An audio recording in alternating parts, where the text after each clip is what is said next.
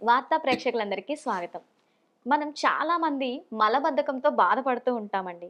So, ఈ మలబద్ధకానికి ఒక చక్కటి రెమెడీతో మన ముందున్నారు ఎస్‌కే రసూల్ గారు. అనంతపురం, ధర్మవరం. ఆనువంశిక వైద్యులు. వారితో మాట్లాడి మరిన్ని వివరాలు తెలుసుకుందాం. నమస్తే సార్. నమస్తే అమ్మా. సార్, చాలామంది ఈ మలబద్ధకం ప్రాబ్లమ్‌తో బాధపడుతూ ఉంటారు సార్. మార్నింగ్ అది ఎట్లా ఉంటదంటే, మనం నెక్స్ట్ ఫుడ్ తీసుకోవాలంటే, మన స్టమక్‌లో ఏదో ఫిల్ అయిపోయి ఉంది. సంథింగ్ చాలా ఇబ్బందిగా ఉంటది సార్. బాడీ మొత్తం చాలా ఇబ్బంది పడుతూ ఉంటారు. సో, అసలు ఇది ఎందుకొస్తుంది? ఈరోజు ఈ మలబద్ధకం ప్రతి మనిషికి గంటల గంటల తరబడి బాత్రూమ్‌లకి వెళ్తున్నారంటే వాళ్ళకి లివర్‌లో ప్రాబ్లమ్. కొందరు మాంసం తింటానే మోషన్స్ రాదు. అసలు ఎందుకు రాదు? అసలు బాడీ మెకానిజంలో ఎక్కడ ఏ పార్ట్ మనకు డ్యామేజ్ అవుతుంది?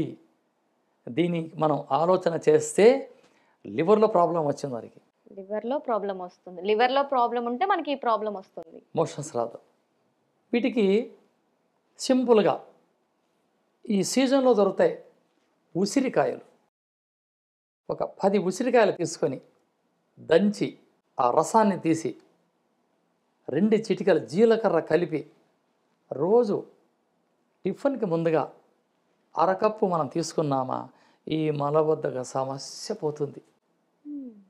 అన్నం అరగడం, ఆకలి లేకుండా పోవడం, తినగానే కాస్త పొట్ట ముందుకు రావడం, సరిగ్గా అరగకపోవడం, నీరసించిపోవడం, కాస్త తింటానే కడుపు పెద్దగా అయిపోవడం, దావనడిసి గస్స రావడం, ఇవన్నీ ఆ లివర్కి సంబంధించిన రోగాలు. వీళ్ళు కాస్త జాగ్రత్త పడకపోతే లివర్ డ్యామేజ్ అవుతుంది. లివర్ ఇది పిత్తాశయంలో జరిగే తతంగం అంతా ఇది. ఎప్పుడు మనకి వాతం పెరిగి వాతం పిత్తానికి టచ్ చేస్తుందో అప్పుడు వెంటనే లివర్ ఫంక్షన్ ఆగిపోతుంది. లివర్ ఫంక్షన్ ఆగిందంటే అన్నం అరగదు, గ్యాస్ ట్రబుల్, తింటానే సరిగ్గా నిద్ర రాదు, అర్ధరాత్రి నిద్ర మేలుకోవడం, దాహం వేయడం, ఒంటికి వెళ్తే పోలియో డ్రాప్ల మాదిరి కొద్దిగా ఒంటికి వచ్చేయడం, ఇవన్నీ ఆ లివర్ని డ్యామేజ్ చేసే సబ్జెక్టే ఈ మల విసర్జన లేకపోవడం. అందుకే అంటారు పూర్వీకులు గ్రంథాల్లో చెప్తారు మల విసర్జన కోసం ప్రతి 3 నెలలకి ఇలా చేసుకోండి, ఇలా చేసుకోండి, మల విసర్జన పూర్తి కాదు అంటే ఏ సమస్య ఉండదు. ఇప్పుడు ఇల్లు శుభ్రం పెడతామంటే ఏది ఉండదు కదండి. ఇల్లు శుభ్రం పెట్టడా, ఒళ్ళు శుభ్రం పెట్టాలా? ఈ లివర్కి సంబంధించిన ఈ సమస్యలు సింపుల్. ఉసిరికాయ కషాయం, దంచిన తీసిన రసం, సీజన్లో దొరకలేదు, ఎండిన ఉసిరికలు దొరుకుతాయి పచారీ కొట్లో ఇంకా అడ్డే అడగబోతున్నా. లేదా సీజన్ ఆన్లైన్లో తీసుకోవచ్చు.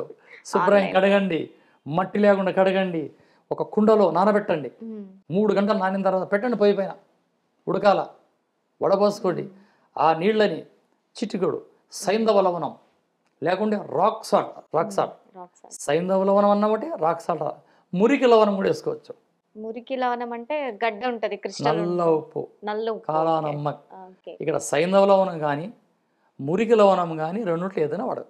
కొందరు సైంధవ లవణం అంటే తెలియదు కాబట్టి రాక్ సాల్ట్, పింక్ సాల్ట్ అని 3 పేర్లు ఉన్నాయి దానికి, పింక్ సాల్ట్. ఏదైనా వాడుకోవచ్చు. పింక్ సాల్ట్ అంటే ఇప్పుడు అందరికి అర్థం అవుతుంది. అందుకని ఎండిన ఉసిరికలు శుభ్రంగా కడిగి 3 గంటల కుండలో నానవేసి బాగా మరిగించి వడబోసుకొని ఒక గ్లాస్ తయారు చేసుకుంటే మీకు 2 పూటలు వస్తుంది రాత్రి పగులు.